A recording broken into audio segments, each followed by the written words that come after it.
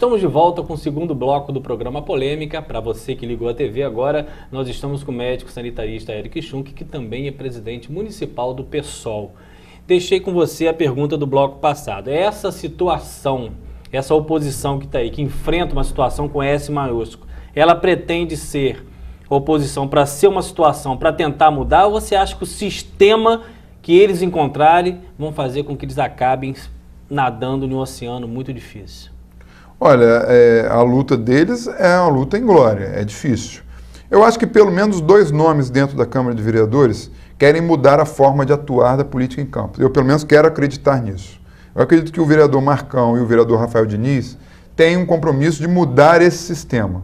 Os outros eu não posso colocar isso de uma forma clara, os outros da oposição. São pessoas que aparentemente são pessoas de bem, mas que eu não conheço mais de perto para poder dar essa informação. Mas eu acredito que esses 2 vereadores que eu citei têm um interesse de mudar a forma de fazer política e tirar essa forma populista de troca e colocar um sistema que realmente faça a política de saúde funcionar, faça a política de educação funcionar, faça a política de transporte funcionar. Mas aí vem a pergunta, como ser eleito e como se manter em mandato sem essa troca de favor? Qual é a filosofia nova que teria que ser implantada no nosso município? Olha, aí é muito difícil você... É a política que a gente tem que mudar, né? Exatamente. Aí é um papel de consciência do povo querer dizer basta, de você também, por outro lado, ter uma empatia desse povo. Aí entra a questão de você ter recursos para fazer uma campanha para chegar a essa população, que é uma série de fatores. Uma composição, que é uma situação difícil, né? Você ter... Quantos milhões são necessários hoje para você fazer uma campanha assim que chegue a todos? Nós fizemos algumas campanhas pobres, como convém a candidatos que não têm recursos estranhos, né? Então, agora, essas campanhas pobres e simples que a gente faz, não sei se tem condição de ganhar uma prefeitura, tirar a prefeitura da mão de Garotinho, da família Garotinho, com todo o desgaste que eles têm, mas que eles usam muito bem esse recurso, né? Para a finalidade deles, né? Já puxando o assunto, vamos falar um pouquinho da educação do município, né? Nós estamos aí, como eu brinco sempre, na zona de rebaixamento, na penúltima colocação, subimos uma, empatado aí com Nova Iguaçu, e eu não vejo os reflexos dessa má educação somente para os alunos. Lá na frente os empresários, que a gente sabe que as empresas aposentam, né, as pessoas morrem, tem que ser substituídos, e a gente está com material humano aí complicado com essa nota. E essa nota não vem de hoje, já vem de bastante tempo. Você como profissional, como médico militante, como que você assiste a nossa educação pública, que é a construção da nossa matéria-prima futura, numa situação dessa? Assisto com muita tristeza, porque eu compreendo que você tem, como você está colocando, muito bem colocado, a gente quer ter um futuro para esse município. As pessoas estão vivendo hoje com algumas bolsas, seja municipal, seja estadual, seja federal, que a gente sabe que não resolve o problema. O que a gente precisaria é que essas pessoas pudessem ter um espaço para trabalhar no Porto do Açu, no Porto de Barra do Furado, embarcado numa plataforma da Petrobras, na própria Petrobras através de um concurso. Mas como que essa população de Campos pode mudar de vida se tem acesso a uma educação de baixíssima qualidade?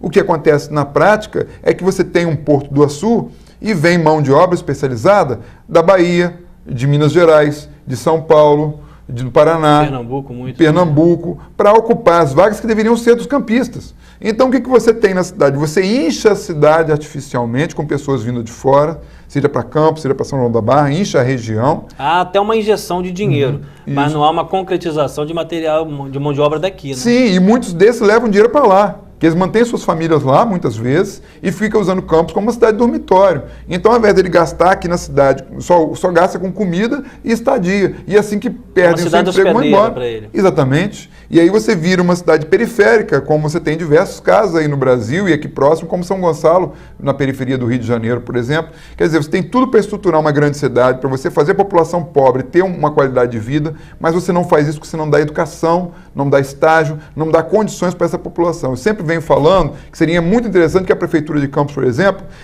oferecesse ao empresário até essa mão de obra para estágio de forma gratuita.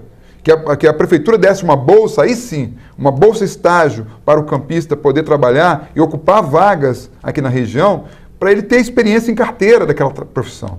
Entendeu? Porque muitas vezes você dá um curso para uma pessoa, de um mecânico, por exemplo, industrial, mas você não permite que esse mecânico tenha a experiência que é requerida em carteira. Então vem um cara de Pernambuco, vem um cara de Salvador, vem um cara de Belo Horizonte, leva vantagem em cima dele. Com a experiência em carteira, que é o que eles querem. Então, o que a gente poderia fazer? Uma espécie de estágio que não só a Prefeitura de Campos teria que dar o curso, mas dá também o estágio para a pessoa. Isso você daria para o cara um patrimônio. Equilibrar ela futuramente com as pessoas de fora. Exatamente, e você daria a ela uma oportunidade, um emprego para o resto da vida. E não essas bolsas que a gente tem aqui em Campos, que são bolsas também, que muitas vezes com uma característica eleitoreiras. Você até colocou essa questão das bolsas. E eu, particularmente, não sou contra os projetos de contenção de pobreza. Claro. Mas eu acho que eles não podem ser eternizados. Eu acho que, por exemplo, se hoje o Campos deve ter 30 mil ou 35 mil pessoas dentro desses projetos do município, não sei. Mas fica ali um tempo, dali ela vai para a Secretaria de Trabalho e daqui a pouco ela ganha vida. No meu programa, numa emissora de rádio, ligou uma vez uma moça falando assim, eu era do projeto Leite do governo Sarney. Tinha uma situação financeira muito difícil, me ajudou muito, mas depois eu estudei, passei, eu sou professora do Estado, e o outro deve estar no lugar. O que a gente assiste aqui em Campos, se você andar por alguns bairros, você vê muito, principalmente homens, bem desocupados durante a semana, porque tem 3, 4 filhos, então são beneficiados. Essa não transitoriedade dentro dos projetos sociais, ele não atrofia e faz com que nós tenhamos aí realmente uma massa de manobra muito grande? Claro, inclusive que muitas vezes usado para fins eleitorais essa massa. O que a gente teria que ter é não apenas a garantia do filho na escola, mas a garantia também de que essas pessoas tivessem, se está desempregada, que estivesse fazendo um curso, que estivesse fazendo um estágio, aí sim, com condição da prefeitura, de depois que essas pessoas tivessem um emprego. Mas não, hoje parece que há um estímulo a que as pessoas permaneçam paradas. Se torna um verdadeiro emprego, né? Isso. São aposentados sem ter direito de ser aposentados. Exatamente, Então, quer dizer, é claro que nós não somos contra essas bolsas para ajudar as famílias que realmente precisam. Outra questão é essa. E que sejam incentivadas depois. Sejam incentivadas. Porque eu não acredito que ninguém, no fundo, eu acho que 80%, a gente fala assim, redonda para dizer, mas eu acho que ninguém quer ficar a vida inteira nessa dependência. Eu acho que as pessoas têm sonhos. Tem sonhos de ter a sua própria vida, de não precisar pedir. Eu acho que pedir, né? Eu acho que quem pede, realmente pede porque precisa. E ficar nessa relação de pedinte, eu acho que não é qualquer um que gosta disso. Não é qualquer um, mas as pessoas se acostumam. E há uma tendência no Brasil das pessoas se adaptarem às condições de vida. Muitas vezes a pessoa está adaptada com um salário, vamos dizer, ter uma renda de familiar de R$100 e passa a ter de R$600, a adaptação é muito mais fácil. E muitas vezes há uma acomodação. E isso acontece também, Eric, dentro da administração pública. Se você observar um fenômeno que aconteceu em campo, muitos médicos, veterinários, advogados, dentistas viveram naquele sistema de contrato. Nós sabemos que em outros governos foi até muito maior, assinava ali, você já estava trabalhando, e acostumaram com salário, às vezes nem exercendo a própria profissão. Quando vê a lei de responsabilidade fiscal e a dificuldade de você entrar que não seja por concurso, as pessoas, inclusive, não conseguem nem trabalhar mais na profissão. Então, esse é um problema que a gente tem. O ser humano se adapta muito facilmente. É por isso que esses programas têm que ter esse viés de buscar que a pessoa tenha uma formação, que a pessoa busque um trabalho e que não que seja um estímulo à acomodação. E hoje o que parece é isso. E além disso, a gente sabe que seja a nível federal do governo Dilma, seja a nível municipal, há um interesse de que esse contingente seja usado eleitoralmente. Normalmente com mentiras, né? Dizendo, se o candidato for eleito, vai todo mundo perder a bolsa. Quer dizer, que é mentira. Eles usam apenas para intimidar as pessoas, né? Fazer um terrorismo. E isso funciona, infelizmente. Agora, outra questão também que a gente passa no município é a questão do transporte. Volto a dizer para você, vou dar só um exemplo. Lago do Garcia, até um mês atrás, estava 4 meses sem um ônibus entrar lá. Tem idoso, gente precisando, a gente anda aí 20 minutos para chegar ao asfalto, pega aqueles ônibus lotados que vêm do Farol de São Tomé, enfim. Aí abre-se processo licitatório, as mesmas empresas, as mesmas que prestam o serviço ruim, entram novamente no processo licitatório e às vezes muda umazinha ou outra. Que problema crônico é esse que nós não conseguimos ter transporte público em Campos? O problema, no meu ponto de vista, é que você tem um acordo que você faz com as empresas que elas sabem que elas não vão ter uma garantia de retorno financeiro do que elas poderiam investir. Se você não dá uma condição ao empresário dele fazer o trabalho dele correto, ele não vai fazer. E se você não cobra dele, mais ainda. Eu acho que, em primeiro lugar, seria importante ter uma empresa municipal de transporte urbano que você pudesse ter um volume de carros do próprio município. Como era até a década de 90, a terceirização foi muito maléfica para alguns municípios. Exatamente. Em segundo lugar, que você fizesse realmente um contrato de longo prazo com eles, como essa licitação que está se tentando fazer em Campos, mas por meios tortos. Por que eu digo por meio tortos? Porque quando você faz esse sistema da passagem a R$1, que é bom ter a passagem a R$1 para a população, é bom. Mas quando você não tem mecanismos efetivos de dizer quantas pessoas usaram essas passagens ou não, e de ter um mecanismo automático de pagamento, quando esse repasse muitas vezes fica nas mãos de um executivo para poder soltar, e a gente sabe que muitas vezes isso é usado para fazer determinadas pressões sobre essas empresas, este empresário não se sente seguro para comprar uma frota nova. Porque ele sabe que ele pode comprar uma frota nova e chegar lá na frente, a prefeitura cortar linhas ou fazer determinadas negociações com eles, que eles não se sentem à vontade, não vão ter garantias para fazer. Então a boa-fé do contrato, na opinião deles, não existe. Não existe, porque que boa-fé que existe com essa gente que está hoje na prefeitura, com todo respeito. São pessoas que não respeitam trabalhadores, não respeitam empresários, não respeitam a população, não respeitam nada. Quantos empresários que a gente sabe que fizeram contratos com a prefeitura, fizeram a obra e depois não receberam? E estão há anos sem receber. É só procurar aí. Por isso que você vê um número limitado de empresas participando das licitações públicas. Então não é que eles peguem e coloquem a faca no pescoço de ninguém, não. Só deixa a pessoa sem receber 6 meses, 1 ano. Quebra um empresário. Quebra um empresário. E você colocou nessa questão da década de 90, da necessidade de termos bens, né, o inventário da própria prefeitura. Quem lê Diário Oficial, infelizmente nem todo mundo lê. Você, por exemplo, vê um retroprojetor, quase todo o programa já deve estar cansado de falar isso. Retroprojetor alugado por Fundação Cultural Jornalista Oswaldo Lima, por exemplo, 70 mil por mês. Um novo, um zero deve estar custando aí, chutar muito, 20 mil reais mas prefere alugar. Ônibus com motorista e combustível, 220 mil reais para 2 meses de utilização. Aí volta essa pergunta.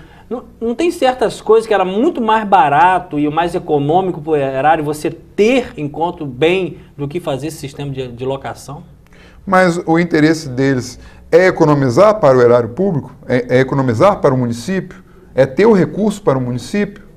Ou é gerar contratos que você depois vai ter pessoas que estão em dívida com você, ou até mesmo em algumas hipóteses, que a gente não está afirmando aqui que é nessa hipótese A ou B, mas que esteja havendo até um superfaturamento, que esteja havendo até um retorno financeiro depois para a campanha eleitoral. Então você tem muitos esquemas que infelizmente parece que estão sendo praticados em Campos. A gente não tem uma prova concreta e caberia ao Ministério Público, que tem meios para isso, fazer fiscalização, o que infelizmente também a gente não vê.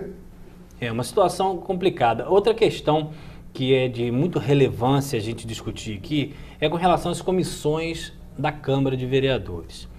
Nós sabemos que a função típica do vereador é fiscalizar o executivo, né? Independente de ele estar ou não apoiando o executivo. A gente sabe que na prática isso não ocorre. Mas, por exemplo, vamos ficar só na área da saúde. A Comissão de Saúde, por que ela não fiscaliza? Eu sei qual é a sua resposta, né? Mas a gente tem que falar sobre isso, a responsabilidade do vereador. As comissões sequer visitam os setores de saúde e faz com que a população que usa não tenha nos vereadores, às vezes até que vereadores que eles mesmos colocaram, a retaguarda para se proteger de uma má prestação de serviço. Como é que se muda isso, tendo uma oposição tão pequena? Eu acho que os 3 poderes no nosso país hoje não são independentes. E esse é o grande problema. Estão mais harmônicos do que independentes. Estão totalmente dependentes do executivo. O judiciário também, muitas vezes, dependente do executivo, que é quem tem dinheiro, e o legislativo mais ainda, porque depende também eleitoralmente. Então, a gente tem uma situação muito crítica hoje. Os vereadores da situação, eles acabam tendo que fazer esquemas para poder esquemas populistas. Então, por exemplo, eles vão, abrem seus consultórios aí, ou seus escritórios, e aí sim arrumam aquilo que a população não arruma, que é remédio, que é consulta, que é cirurgia. ao invés de estarem fazendo o seu papel de defesa do interesse público. Então, esse interesse de defesa do interesse público, que seria isso, visitar os locais, estabelecer necessidades, estabelecer prioridades, ir ao Executivo, fazer essa ponte, essa intermediação, ou ir para a Assembleia, ali, para a Câmara e levar essa reivindicação. Não, eles não fazem isso, exceto os da oposição, que tem que se ressalvar, que fazem esse trabalho, os da situação, que são a imensa maioria e que engavetam todo tipo de pedido feito pelas pessoas que realmente querem fiscalizar o município, faz com que haja uma imobilização. Então, na prática, a Câmara de Vereadores de Campos não fiscaliza o Executivo. Ele está conivente com o Executivo. E esse é um dos problemas que a gente tem em Campos. O problema é que os Ministérios Públicos, estadual e federal, principalmente o estadual, que deveria estar supervisionando melhor essas ações, na prática a gente não vê uma atuação mais contundente. Nós fizemos várias denúncias e a gente vê que a coisa não anda.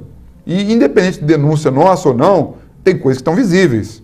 E não precisaria caber uma denúncia. É só você entrar hoje no HGG ou no Ferreira Machado, que não precisa de denúncia para você ver a condição de subhumanidade que estão expostas as pessoas que estão colocadas ali.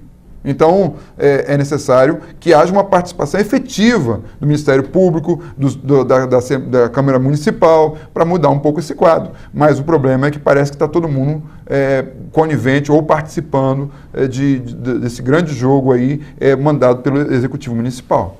Outra coisa, Eric, que pouca gente comenta, mas é uma realidade, é com relação aos concursos públicos. Infelizmente, Campos criou uma nova modalidade de concurso público. Além de você estudar, fazer as provas, depois de aprovado, você precisa ter a última fase, que é entrar na Justiça. A quantidade de mandatos de segurança com pedidos de liminar, pedindo que a prefeita convoque de imediato. A minha pergunta é o seguinte: toda vez que tem um concurso público, você tem que ter uma dotação orçamentária, porque aquelas pessoas farão parte dos quadros efetivos do poder público. Ponto. Aí a prefeita fala assim: não, eu não estou chamando e nem faço, porque não tem esse dinheiro. Aí o juiz lê diferente dela, manda ela convocar. Aí o que você esperaria dela por coerência? Que ela recorresse. Não, ela não recorre. Ela chama a pessoa, convoca e a pessoa começa a trabalhar. Parece que ela conta com o desânimo daquela pessoa que foi aprovada. Ou seja, se entrar na Justiça, eu chamo. Se eu não entrar, eu não chamo. Queria que você falasse sobre isso, mas no próximo bloco. Nós estamos aqui com o médico sanitarista e presidente municipal do PSOL, Eric Schunk. Daqui a pouco a gente volta.